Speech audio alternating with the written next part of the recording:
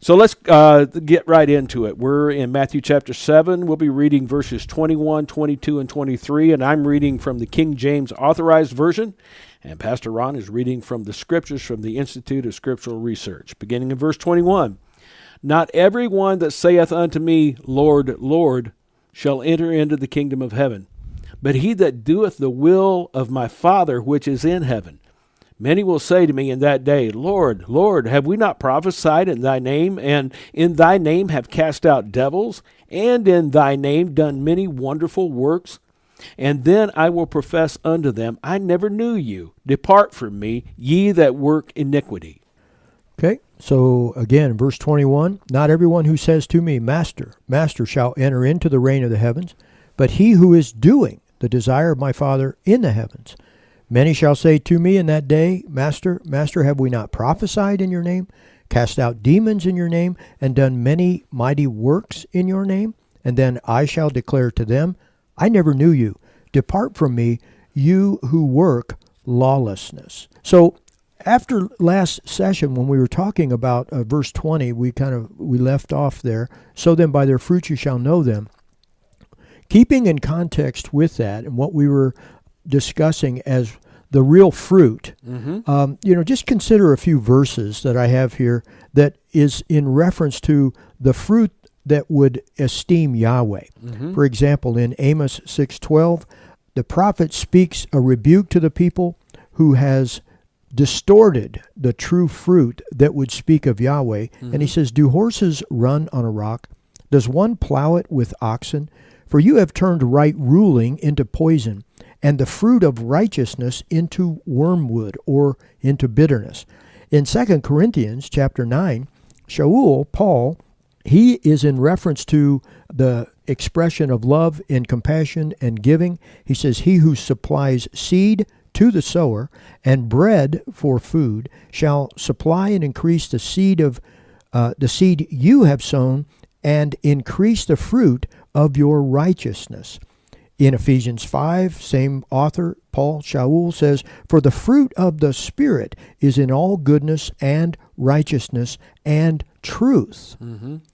Philippians chapter 1, verse 11, "Being filled with the fruit of righteousness through Yeshua Messiah to the esteem and praise of Elohim." Hebrews chapter 12, "And indeed no discipline seems pleasant at the time," in verse 11, "but grievous. But afterward it yields the peaceable fruit of righteousness to those who have been trained by it." And then lastly in James chapter 3, verse 18, "And the fruit of righteousness is sown in peace by those who make peace." So there is the fruit that we should be looking for. What the Scriptures refer to as the expression of the life and the blessing of the presence of the set-apart Spirit. They will be doing things that are in line with the word of Yahweh. Amen. Not in opposition to it, not adding to it, which distorts it, and or subtracting from it, which also distorts it, but simply proclaiming and allowing the set-apart Spirit to accomplish what only the set-apart Spirit can do in their lives. That's the fruit that we're talking about. It's not even someone's profession, because here we have in these verses, "Not everyone who says to me, Master, Master." In other words, there are people that refer to the Lord. Right. I would encourage you to do a little research on the origin of that word, Lord. In most cases, historically and originally, it was in a direct reference to Baal, Baal, or Baal worship, as many of you listeners might be aware of the term Baal. He was the opposer of that which is in righteousness.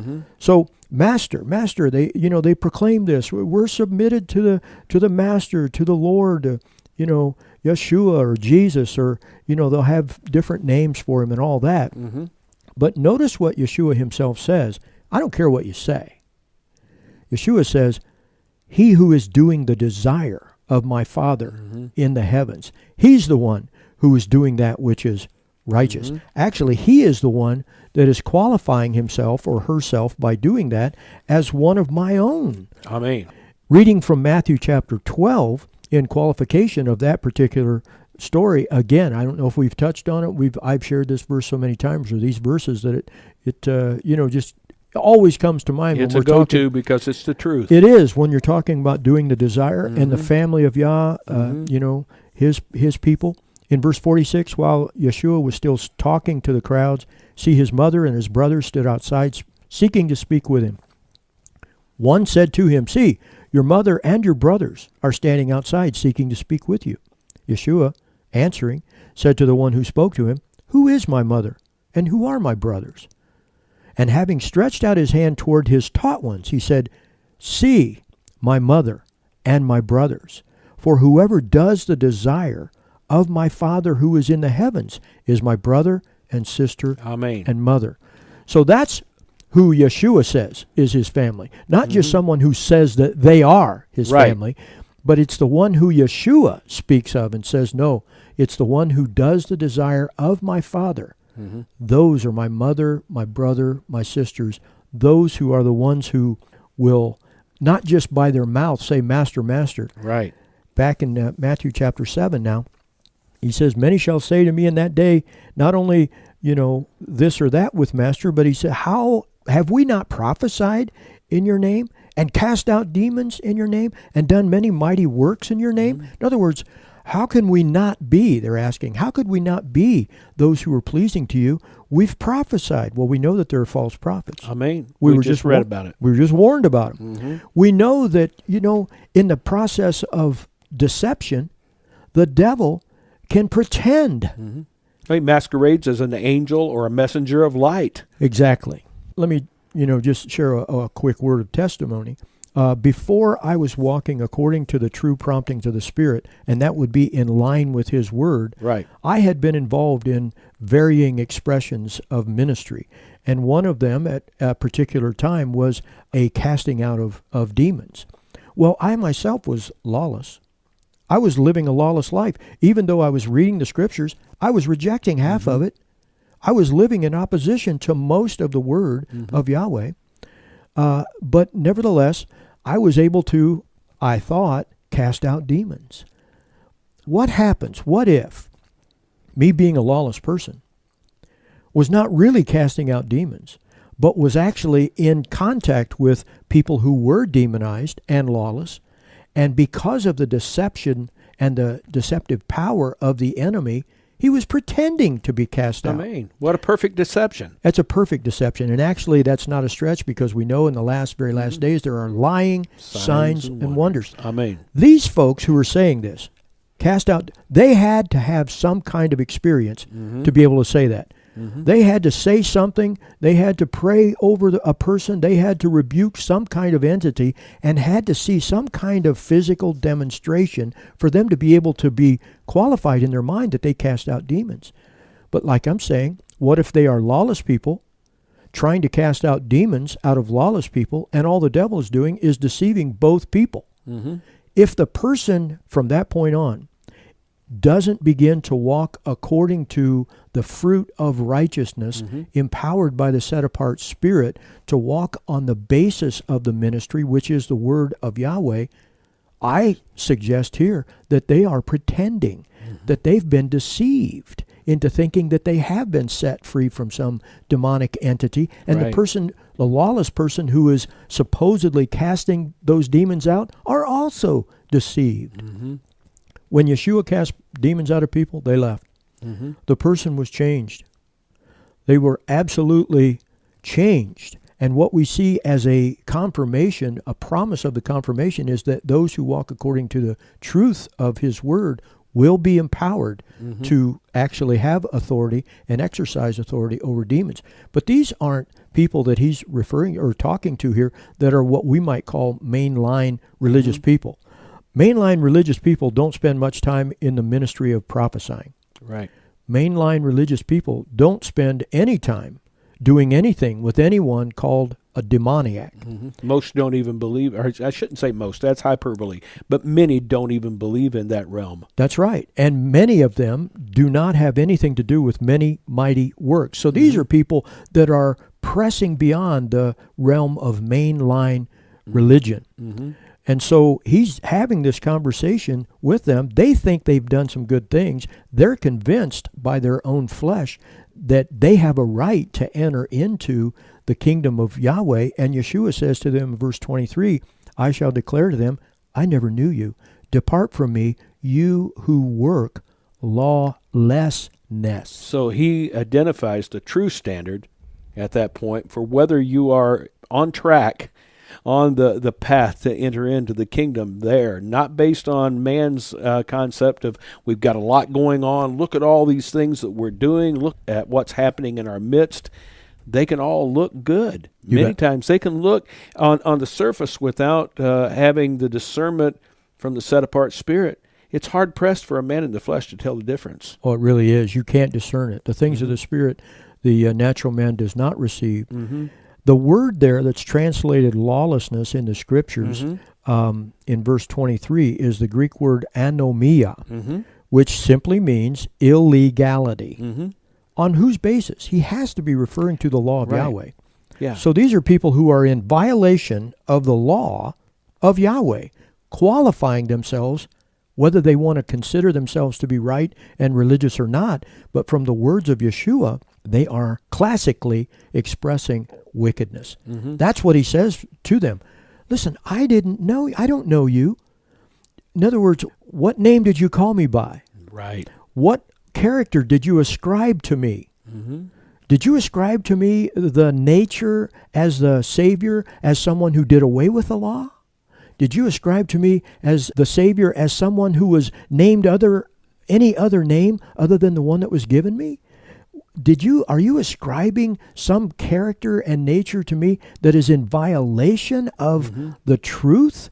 Listen, if you are simply proving you don't know who I am. Exactly. I've heard you say this before, Ron. It's that mutual introduction that he knows us and we know him.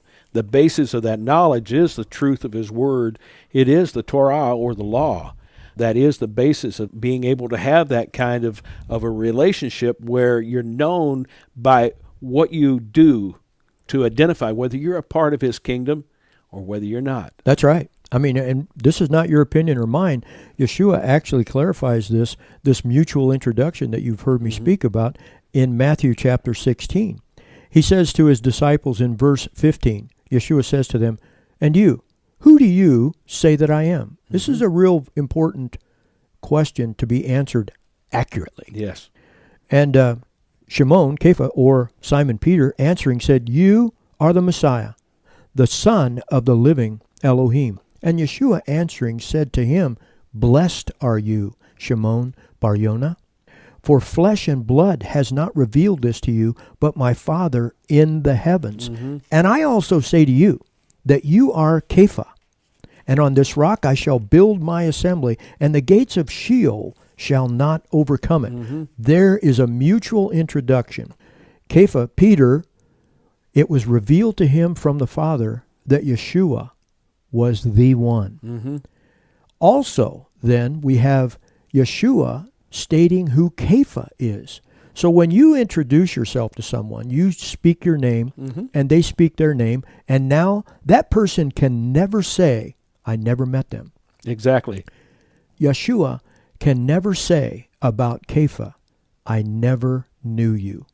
Based on this experience that took place supernaturally by the set-apart Spirit revealing to Peter, revealing to Kepha who Yeshua is, and then Yeshua responding to Kepha and say, and I know who you are. Exactly. Neither one of them can ever say, I never knew you. But to these people in Matthew chapter 7, that mutual supernatural experience of being introduced to each other and knowing who each other are never took place. Well, yeah, exactly. That's the thing. Never means never.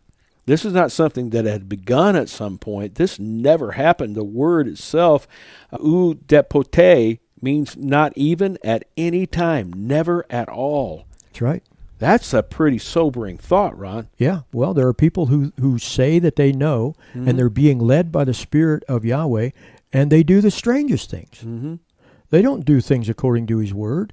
You know, I mean, to watch somebody or listen to somebody teach or spend some time with a person. That's why I always encourage folks, listen, don't spend your time on the internet listening to people that you don't know, because behind that camera or, behind that microphone, they can say and do whatever they want. It sounds real flowery.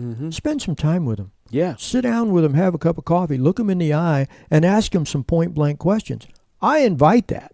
I love that kind of introduction. I like knowing who people are, and I like for people to know who I am. Exactly. And so in that same kind of mindset, Yeshua is demonstrating. He could have very easily stayed in the heavens and just cried out to the people, repent. Right. My name is Yeshua, and I'm, your Savior. He came and dwelt among us. John says, our hands handled, our ears heard, our eyes saw the true word of Yahweh. There in personal demonstration, I believe, is the real key. And so even though I believe the set-apart Spirit can guide us into truth, like he says, and we don't have to be in that person's presence to know whether or not they're telling a lie, it's best to know that person. It's best to look them in the eye. It's best to listen to what they're saying. I think that's true when we consider that we are the body of Messiah. The body of Messiah is not separated like that. The body of Messiah, it's an intimate relationship where we have those one-on-ones. And it brings me back to the mutual introduction with Kepha and Yeshua.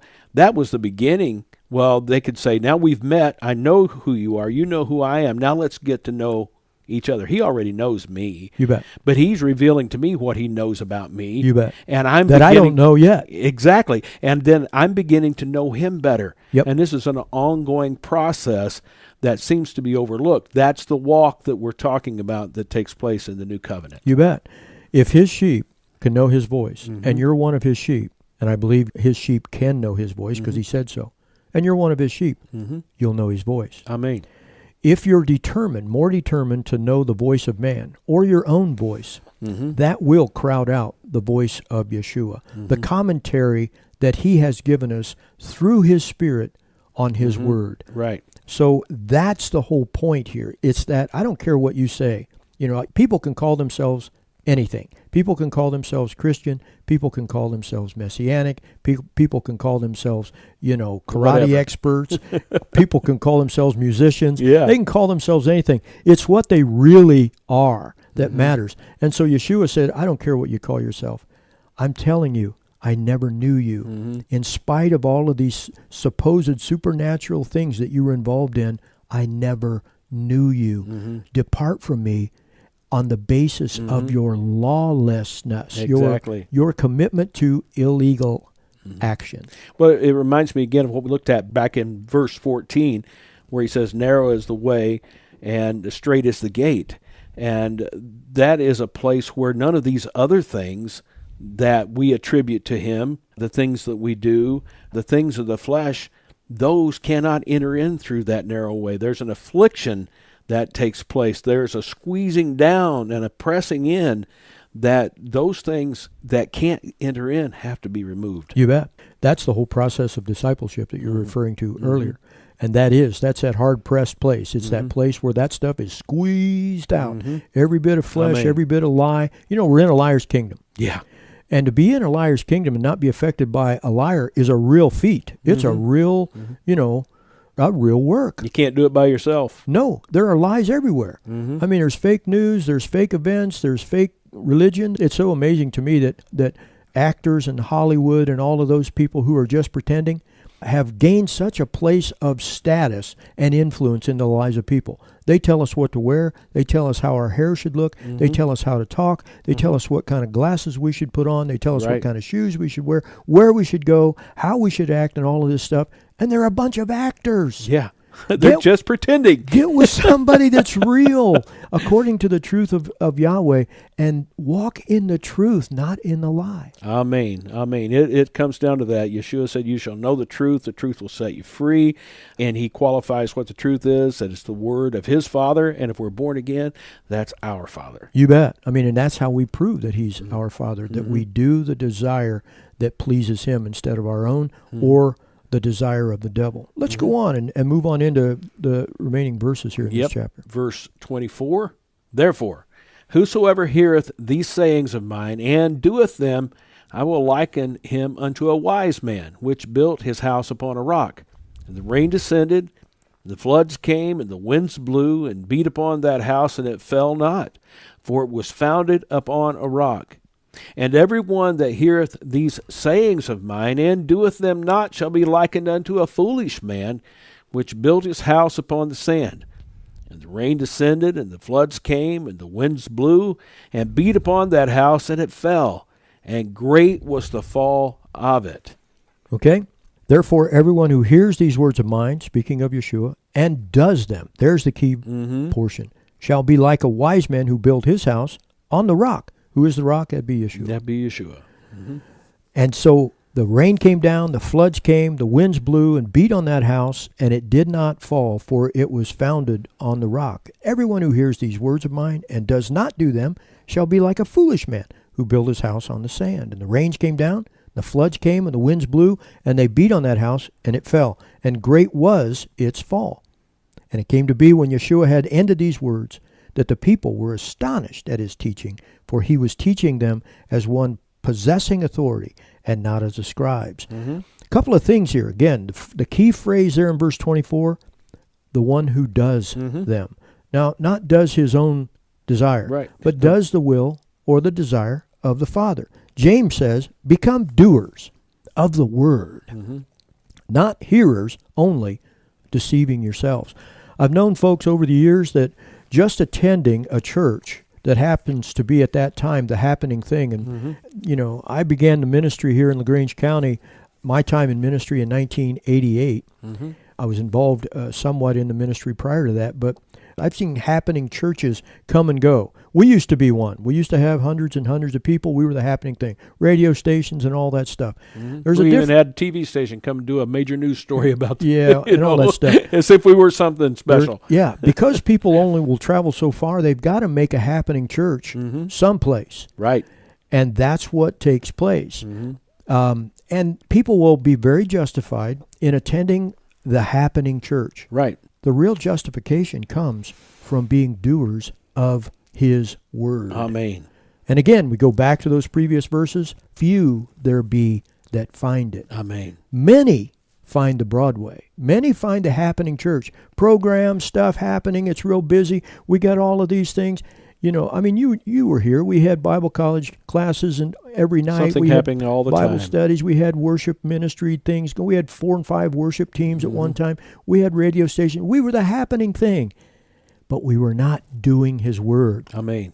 When Yahweh began to speak to my heart and says it's time for you to be a doer and not a hearer only, not just pretending, but actually deceiving your own self, the many found someplace else to find the happening. We were no longer the happening place. No, the only happening thing here was the Exodus. You know, there's people leaving here and there. But all that proves is that there were people that want to know the truth, and there are people that don't want to know the truth. And, you know, I'm not condemning them. It was kind of a radical change. It was quite a real big deal for someone like me in that kind of situation to say, wait a minute, we've been wrong. We've got to change direction. We've been lawless. We've got to observe his days. We've got to keep his feast. We've got to do away with this paganism and these practices that are originated by the thoughts and the imaginations of men. Amen. That's a big deal for a lot of people. And there was just some people at that time that couldn't do far. it. There's many people that did, many people that stayed, many people continue to. Now, I think there's several messianic or several more scriptural fellowships around the area. There was no internet, and there was a lot of the stuff that you could find today. You look on the internet now, there are a lot of people coming to know the truth. All over the world. According to his word, and leaving traditionalism and its lawlessness behind. And that's what he says. Those who hear, and I'm glad I heard, and those who do, and I'm glad I'm in the process of doing, that's the wise man who built his house on Yeshua, the rock. Amen. You know, in verse 24 and in verse 26, he says the same thing. Everyone who hears these words of mine, he says that, uses that statement in both of those. And there is a common belief among many that says, well, Yeshua came and he is the one we should listen to. And since he didn't say all of the words that you read prior to Matthew, then those words that were read that we read prior to Matthew really are of no consequence. because of the fact that he says, hear these words of mine. Is that what the scripture says? Well, no. One of the things that come to my mind, I think we've quoted this more than once here in the last few weeks, is John 17:17, where he's praying for us. Mm-hmm. He's praying for believers in him, and he says in verse 17, set them apart in your truth. Your word is truth. And he's praying to the Father at that point. Yep. So it's the Father's word that he's speaking back here in Matthew chapter 7. Oh, and time again, he told his disciples, told his taught ones, he who has seen me has seen the Father. Right. The words that I speak are not my own, but the Father's. Mm-hmm. So it's one expression in the perfect unity of the Father mm-hmm. and the Son, and then giving of the set-apart Spirit to those who are adopted into the family to do the desire of the Father by the power of the set-apart Spirit in the new covenant. Which brings us around full circle again to what we were talking about early on when we began this portion of study into Matthew, the importance of his name, Yahshua. Mm-hmm. He bears his Father's name like he comes bearing his Father's word. Yahweh is salvation. There is the importance of that name. The name Jesus does not say that. No, and that's going to make people upset, and there'll probably be some people just turn us off right there. But that is the case. That's the problem.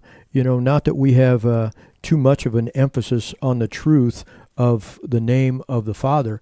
You can't have enough emphasis. Exactly. There's only one name that's been given to men under heaven whereby we must be saved. Mm-hmm. And that is not any other name other than the one that was given to him, and it mm-hmm. wasn't his Greek name. Mm-hmm. So, what about people that believed in that name and they went into eternity? We don't know. We don't know, and it's not our decision. Exactly. But what happens when you do know? You're responsible for what you know. It's where we were, Ron. How many years? I mean, I know I was born again in 1987, and I believe I was born again. Mm-hmm. The witness of the Spirit was there, but there was a time when he was ready to reveal his true name to me, and once I knew that, then I have to walk in that. And that's the kind of fruit that we've been discussing here. You bet. Yeah, it's just simply, if he would have called himself by any other name, then he wouldn't have been telling the truth. Exactly. So you have to get it for what he says and not what we've been told by men. Mm-hmm. And I believe there is a real aggressive cover-up of truth all along in Christianity, in traditionalism, and its various forms. It's up to you. If you believe in him and you believe that you're one of his, he made you a promise. You'll know his voice. Seek him according to his word and not according to the traditions and the beliefs and the practices of men that are not in accordance to his word, and you'll walk in the truth.